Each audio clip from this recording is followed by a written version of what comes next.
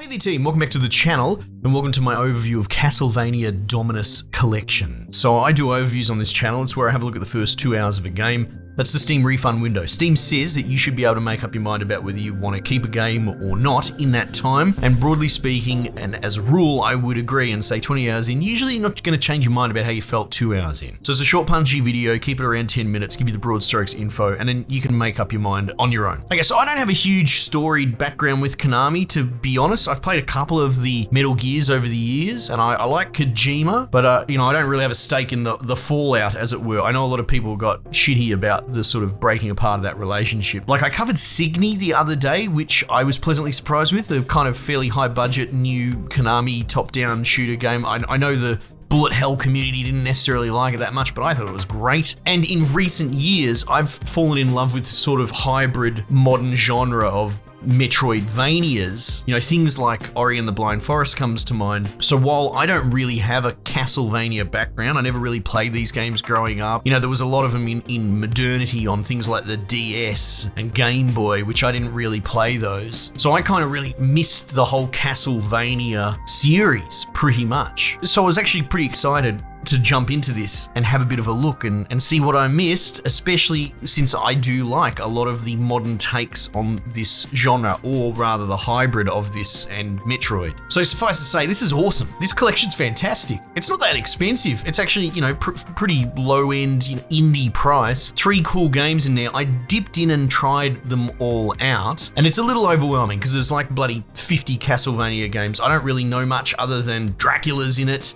He's a bad guy. I don't know, his mansion appears and people go in to try and kill him. There's a Belmont family, so they're sort of like generational human rivals to Dracula. That's all I really know. But yeah, this slaps. And the reason for that setup is twofold, right? Because there's going to be 2 types of people that might be moderately interested in this. One are people that are fans of the games and are looking at seeing, a return for it, whether it's nostalgia or just preservation of old games, because it's kind of emulated in a way. There's some cool meta angles to, or meta components to, like being able to save state. You can rewind the instance, almost like, like the Forza games, how they've got a car rewind. You can rewind this, which is a very cool addition. And again, yeah, you sort of have this emulator level save state. Again, I haven't been into emulation in 20 years, where you can save state your game, which is actually pretty handy because some of these save points in this game, or in some of these games, is brutal and fairly far apart, and you can lose a lot of progress when you accidentally walk into a boss room and you didn't know that was there. But like all the controls, the input, everything like that, it's really solid. So I would say, if you are curious about revisiting this for nostalgia's sake, this seems to be an actually pretty brilliant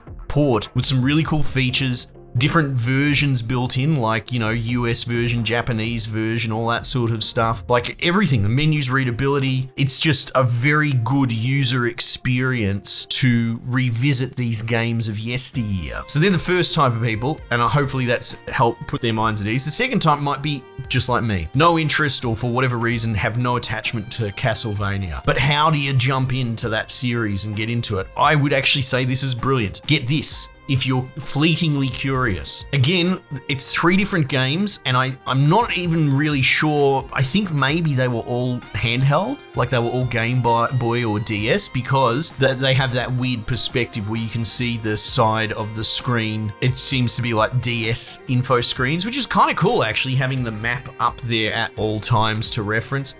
It might look weird watching it on YouTube. You know how it is sometimes watching a video is very different from using it and playing the game. You look at different things. But I'm telling you, in motion for the 2 hours, I just had a great gay old time the whole time. It didn't matter to me that, 1/3 of it was taken up by menu real estate. But yeah, it's really good.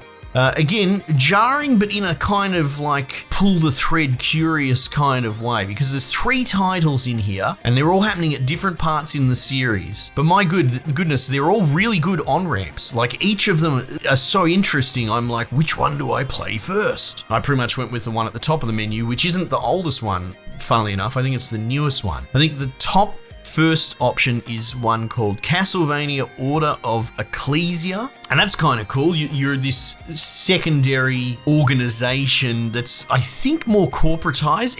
It kind of gives me vibes of post Umbrella Corp in the Resident Evil universe, you know, where these other companies spring up in the bioterrorism and bioweapon space. And this seems to be like that, sort of like a post-Belmont continuation. So the Belmonts are sort of this trad family that, I don't know, they have secrets or weapons or some shit, but they fight Dracula. So Ecclesia seems to be like almost not Big Pharma, but their own sort of organization trying to come up with these glyph things to fight Dracula. So you play as this chick, I don't know, Sharon, whatever her name is, and they custom make a glyph for her, and then this disgruntled bloody sidekick Albert or something like that gets upset and steals the glyph, and then, that's your impetus to the story.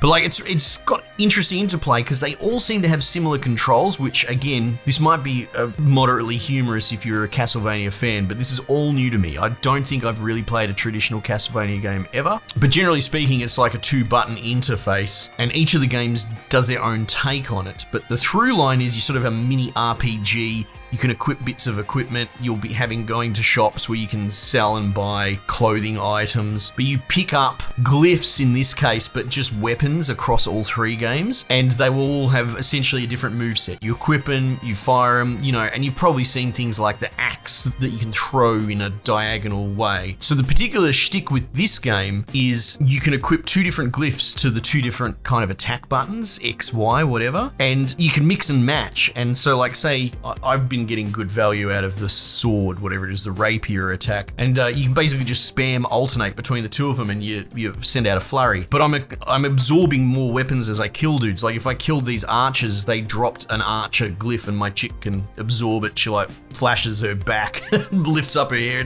All the animations are really cool. The music's so good. All this churchy, bloody, what you would expect in a Dracula action game. That's the one I've been playing the most because that's sort of at the top of the menu, fighting some bosses and all that, but I'm just surprised how well it holds up. You generally have a backstep dash. I don't know if it really has iframes per se, but this whole 2-button combo with a sort of magic system worked in and lots of different weapons with different move sets is sort of the staple, it would seem, of Castlevania. So yeah, that's really good. I'm enjoying it. I'm trying to rescue some villagers from a prison. I'm looking forward to playing some more. The second one on the menu was Castlevania Portrait of Ruin, and that's like, I want to play that one actually, but like, one at a time. But that's set totally different era, like post World War II. I think all the evil in the world made Dracula's house appear. All right, we'll go with it. That works. And you're playing as like a sort of 2-man team. Again, a weird Resident Evil comparison, but it kind of reminds me of Resident Evil 0. It has its own sort of strange 2-man interplay built into it. So in the other game where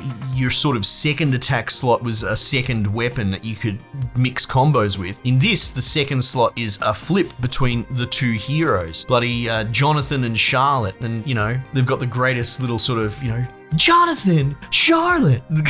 This is just exaggerated voice lines to switch them out, and they'll have their own weapons. But you can sort of spawn them in to tail you as well. So I've got both of them kind of fighting. It's very weird, but it kind of works. And there's already some like weight trap puzzles. I need to open this door. I need one of you to stand on it. Another one, like I was pushing a pillar, and I made the Sheila stand on the pillar while I pushed it so that I could get over a environmental puzzle. But that seems really interesting. They're from a different family. Jonathan Morris, I think. And he's got Belmont's whip, but he can't use the whip. And the whip is like a Dracula killer bloody I win button. But, not everyone knows that. So like sort of a separate house. I think they're related, but they're not direct descendants.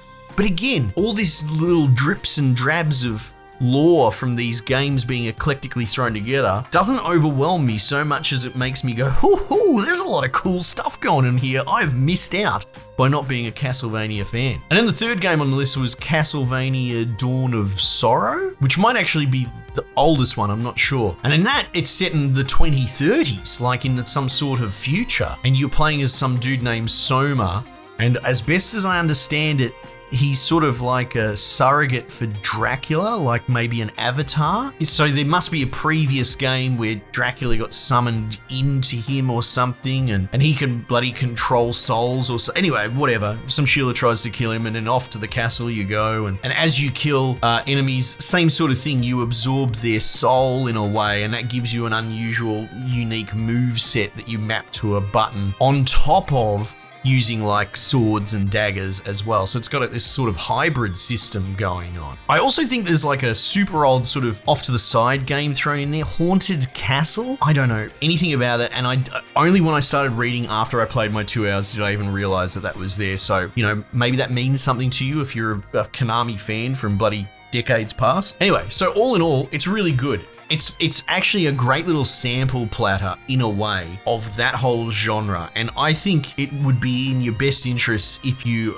like I wouldn't say a game historian, but maybe you have that similar taste that I do, where you just like to know the roots, you like to know about these things, and I feel kind of, even with this short amount of time, infinitely more informed on what Castlevania is and what it isn't actually, because I like Metroidvanias, and a big part of that is the back and forth, you know, you get an upgrade to open a previous door, which seems to be more of a Metroid influence, and that's less so here. This is a little bit more meat and potatoes, and I kind of like it, to be honest. It's a little bit stripped back. But yeah, this is probably going to be my first step down the rabbit hole that is the Castlevania games. I guess, you know, 3 down, 200 to go. Yeah, this is out now. It's on Steam. It's kind of cheap, especially for what it is, but I guess it depends how you see classic games. And again, the whole, however they're running on it, seems to have some sort of emulation going on, because there's like a save state menu over the top of it, but it's all welcome. Everything about it is just so player-centric. You know, I use this analogy of having a crossroads in game development and turning left or turning right.